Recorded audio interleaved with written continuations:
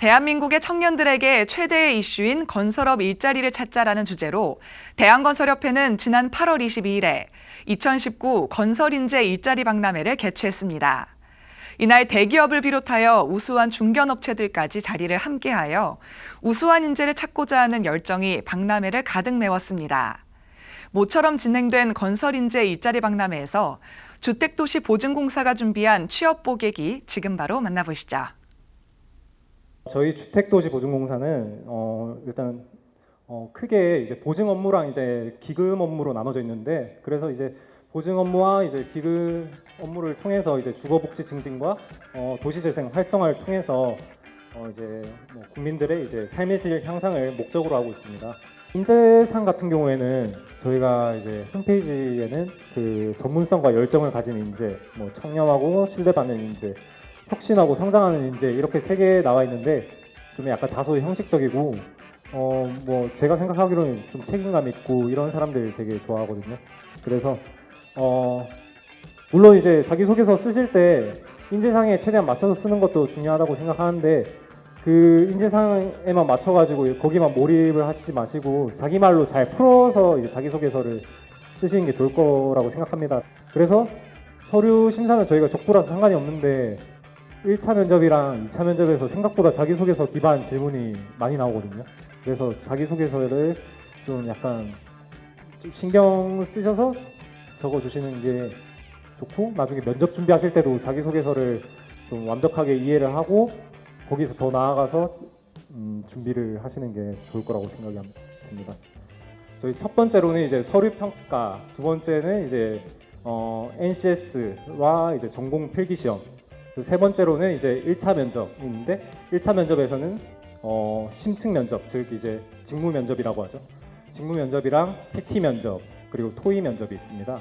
그리고 마지막으로 2차 면접에서 직무 심층 면접을 하고 2차 면접에서 이제 합격을 하게 되면 신원조회랑 이제 신체 검사를 하는데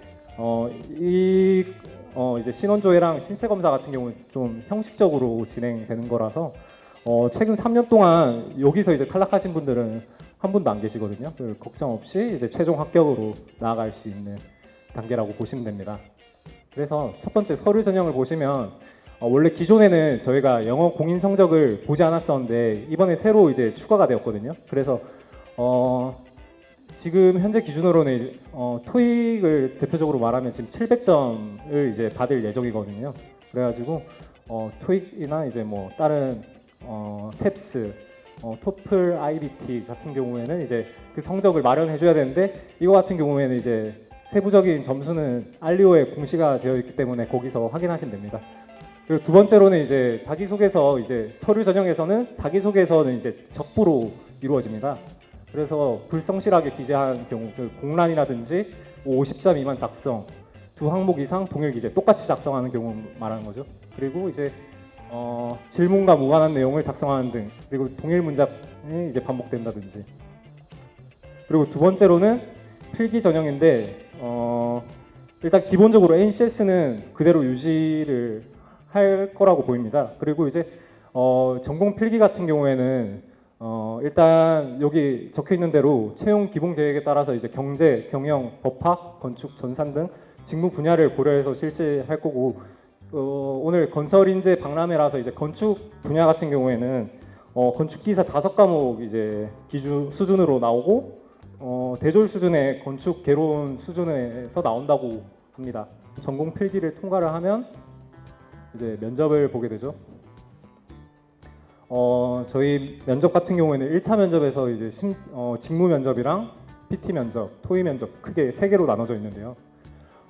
심층 면접 같은 경우에는 자기소개서 기반으로 상반기 기준으로는 일단 다대다로 면접을 봤거든요.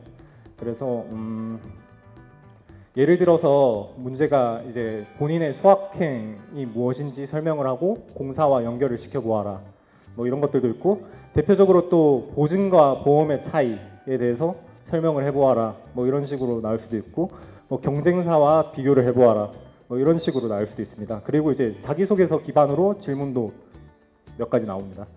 네, 그래서 뭐 건축 직렬이신 분들도 관련 이제 뭐 직무 공부를 계속해서 꾸준하게 해주시고 회사에 대한 공부를 계속해서 해주시는 게 좋을 것 같습니다. 그리고 두 번째로 PT 면접 같은 경우에는 사회 경제 같은 이제 시사 이슈랑 이제 회사 관련 이슈가 이제 대표적으로 나오는데 상반기 같은 경우에는 뭐 SNS를 통해서 뭐 홍보 방안을 마련해 보아라 뭐 아니면 이제 젠트리피케이션이라든지 역전세난 이런 문제들이 나왔던 걸로 알고 있습니다. 그래서 이게 형식이 바뀔 수도 있는데 상반기 기준으로는 3분 동안 이제 제시문을 읽고 그 다음에 이제 혼자 들어가서 5분 동안 발표를 하고 근데 5분이라고 하지만 한 3분 정도 발표를 하고 나머지 이제 질문을 받고 거기에 대해서 이제 답변을 하는 식으로 저희가 PT 면접이 진행이 되었습니다. 네.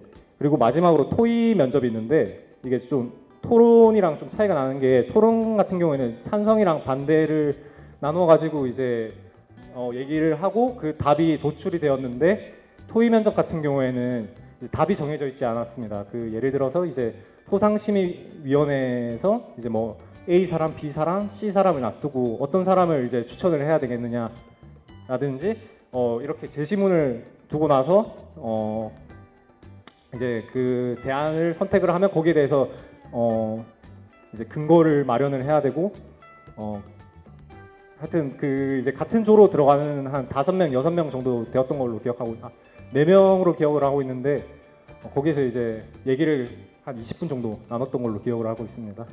심층 면접이라든지 PT 면접이라든지 토의 면접이라든지 모두 두 가지식으로 먼저 답변을 하고 거기에 이제 근거를 마련하는 방식으로 그 말을 진행하시면 되게 도움이 많이 될 거라고 생각을 합니다.